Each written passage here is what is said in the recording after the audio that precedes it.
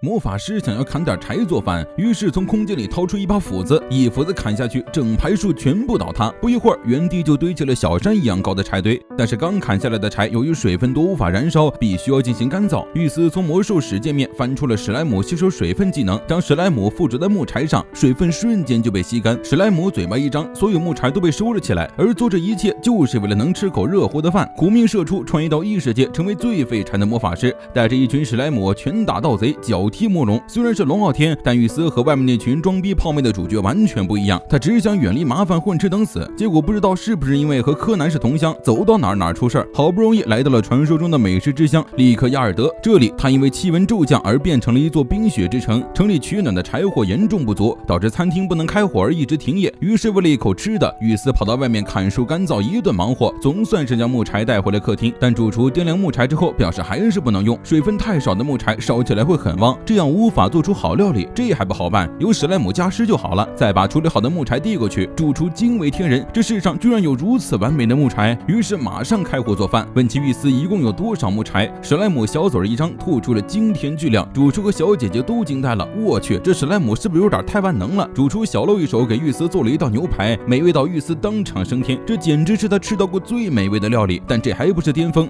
店里最出名的是炖菜，但由于时间有限没有做，而且城市里的燃料供应严重不足，不能只有他们一家为了做饭而浪费木柴。玉丝一听表示明白了，他明天还会再来的。冒险者公会全都是收集木柴的委托，玉丝接下委托，他的想法很简单，只要城里的燃料储备够了，他就能吃上饭了。工会收购的木柴有既定的大小和形状，玉丝来到城东找到指导员乌加特，了解制作木柴的注意事项。整个城市一天需要5吨的木柴，咱们非常缺乏人手，即使近处的城市都派了人来帮忙，但还是远远不够。想起来在路上路过的村庄，玉丝好奇地询问他们有没有来帮忙。乌特加却说那里已经废弃了很久了，根本没人居住。那么玉丝看到的村民又是谁？看玉丝如此瘦弱，乌加特也没抱太大希望。没想到人家一斧子下去，整排树木应声倒地，然后跟玩似的轻松将树木砍成木柴，整齐的摞在一起，1分钟都不到就熟门熟路的完成了。一众壮汉当场惊呆，虽然很想吐槽，但由于玉丝完成的实在太完美，乌特加完全不知道从何吐槽起。玉丝拎着斧子化身丛林杀手，砍好的木材就让史莱姆干燥运输，数量多到整座工会都放不下。一座城市一天需要5吨柴火，他直接砍了3天的量。史莱姆一吨吨的往院子里吐柴火，玉丝甚至还觉得不够，带着伙伴们继续砍树，从早砍到晚，效率高到让乌特加怀疑人生。第二天，餐厅为了答谢玉丝，给他端上了招牌炖煮料理，好吃到玉丝和伙伴们泪流满面的灵魂都得到了升华，还要再来一碗。但主厨却说这并非是炖菜最完美的程度，最近种植西亚草的田地被魔兽破坏，品质较好的利西亚草都被吃光了。如果能得到品质最好的利西亚草，他就能做出更好吃的料理。于是接下来目标明确，阻碍吃货吃饭可是要遭天谴的。白狼带着史莱姆在森林中狂轰乱炸，很快就消灭了50多头魔兽。这时他们在森林中发现了一种奇怪的球，将手放上去还会吸收魔力。玉丝明白了，这就是由龙之恩会制作的诅咒魔石。因为魔石吸收了魔力，所以附近的魔力非常稀少，魔力变少，环境就会变冷，这就是这座城镇变得如此寒冷的原因。石头上残存了别人的魔力，很明显是人造的。解开石头上的咒语后，玉丝又指挥史莱姆去周围找找，他们居然在一片森林里找到了整整108颗魔石，而且集中分布在一片区域里。玉丝判断中心一定藏着什么东西，仔细观察，他发现这座森林的分布很奇怪，像是经过了刻意的伪装。玉丝下令让伙伴们撤离，他要炮轰森林。森林被破坏了还能修复，但如果用了诅咒魔石，就再也不会恢复了。中烟业火轰然而出，原地被轰出一个巨型陨坑，而坑底部出现了一扇老旧的铁门。玉丝干劲满满的准备下去探险，他要帮助那座城市，毕竟他们的饭实在是太好吃了。拉开铁门，地下是一处非常先进的魔石工厂，装置上还有正在制作的魔石。不过随着玉丝的到来，魔石很快失去了光泽。有2个人急匆匆的跑过来查看，发现魔力注入装置出现了问题，于是又跑去通知什么哈比大人。玉丝悄悄跟上他们，打算谨慎行事。结果史莱姆率先一蹦一跳的跑了进去，玉丝只好给他们套了隐形魔法，然后自己返回地面追踪。史莱姆跟着2人来到了一间屋子，液体的身体从门缝挤了进去，但走了几步就被一堵墙挡住了去路。那2个人也不见了。注意到墙2侧的机关，玉丝指挥史莱姆同时拉下把手，果然墙壁打开，史莱姆又爬上梯子，最后来到了一座村庄里。而玉丝也跟着史莱姆的踪迹来到了一处悬崖边，而悬崖正下方正是他们之前路过的诡异村庄。结合这群人穿的披风，玉丝推断出整座村庄的人都是邪教救赎之苍月的成员，正躲在无人居住的村庄里偷偷的制造魔石。玉丝惊天动地的一击破坏了他们藏在地下的诅咒之源，导致所有魔石都处于未完成的状态。哈比大人也就是伪装成村长的首领，被这一消息吓得瞳孔地震。雨丝的攻击威力大到什么程度？别人还以为是陨石降落砸毁的，哈比也只能自认倒霉，立刻组织成员去森林回收108颗诅咒原石。如果被人发现了，就杀了对方，反正诅咒之源被破坏，他们也不会留在这座村子里了。笑死，你们一颗也不会找到的，因为雨丝正好毁了108颗。不仅如此，雨丝还指挥史莱姆将村子包围，调查村中是否还有普通村民，进行彻底搜索。很快，史莱姆们发现了一间亮着绿色诡异灯光的书房，于是悄悄顺走了里面的所有书和文件。埋伏在森林中的史莱姆捕获了魔石搜查队的队员，而他们在被捕之后无一例外选择了服毒自尽。书房里有一扇打不开的密室，周围并没有像之前一样的机关，而是在墙上挂了5盏亮堂堂的灯。雨丝灵机一动，让史莱姆分别站在5盏灯面前，随后发动风魔法吹熄蜡烛，大门果然应声打开。而这扇门的后面居然是小型金库，没想到此时有人过来查看，发现文件和资金全都不见了，派出的搜索队也没有任何消息。哈比立刻意识到诅咒之源被破坏不是天灾，而是人祸。而正当雨丝想着反正都暴露了，索性一窝端了的时候，突然听到有成员问，既然对方这么厉害，为什么不杀了他们？那还用问吗？肯定是因为他发现了那个装置。哈比的思想突然低化，当这座村子里的人都被杀光的时候，就会发动净化万物之火，会将一切都净化焚烧殆尽。那个人肯定是发现了这一点，才不会对他们动手的。好可惜，这下不能火烧邪教了。雨丝正遗憾，就见哈比脑瓜一转，目前村子里就剩下他们5个人和那个入侵者，如果他们自杀，那个入侵者绝对会被烧死。于是掏出大刀相约自尽，把围观的史莱姆都吓傻了。还没伤敌先自损1天，果然传销害人。而他们死后，净化万物之火果然爆发了，整座村子都在剧烈颤抖。雨丝也没想到这群人居然会自杀，史莱姆还在村子里呢。他紧急将史莱姆们聚集在一起，用结界包裹，随后释放爆破魔法，借助爆发力将史莱姆弹射回来。紧接着在村子周边布下3层结界，下一秒恐怖的绿色火焰从地底喷涌而出，瞬间将村子夷为平地，并突破了第1层结界。意识到剩下的结界也撑不了多久，雨丝紧急翻看菜单寻找高级结界，然而并没有。很快火焰突破了第2层结界，最后1层也即将碎裂。雨丝灵机一动，用解咒和冰魔法创造出了绝界隔离封杀阵，在第3层结界破碎瞬间，封杀阵发动，4方结界将肆虐的火焰再次笼罩。为了维持结界，雨丝的 MP 再次跌到万负， HP 也在不断的下降。恐怖的火焰将封杀阵撑到接近爆炸，雨丝拼尽全力的苦苦支撑，终于随着一道冲天火柱，火焰被封杀在了阵中。原本的村庄位置成了一处深深的陨石坑，雨丝的数值也到了极限，好在最终有惊无险的解决了危机。雨丝回到城中，发现大家都在等他，他去讨伐魔兽之后就一直没有回来，这让大家非常担心。森林里也发生了2次大爆炸，大家都怀疑是陨石坠落了，或许是爆炸的影响，城里的寒流变弱了。第2天一早就恢复了往日的温暖。乌加特和前台小姐邀请雨丝参加庆祝会，雨丝都到场了，才被告知主角居然是自己。多亏了他砍伐了许多木柴，这下就算天气变冷了也没问题。雨丝也不好推辞，于是举杯共庆。因为雨丝打倒了魔兽，餐厅终于采集到了顶级的利西亚草做炖菜。雨丝仅仅尝了一口，就流着泪幸福的晕了过去。等到再醒来，已经是傍晚了。雨丝开始调查从村里带回的书籍和信件，然而所有的卷轴和信件在打开之后，上面的文字就自动消失了，最后只剩下了一份用来外界的暗杀名单，而排在最后的名字赫然就是雨丝自己。已经有一队暗杀小队盯上他了。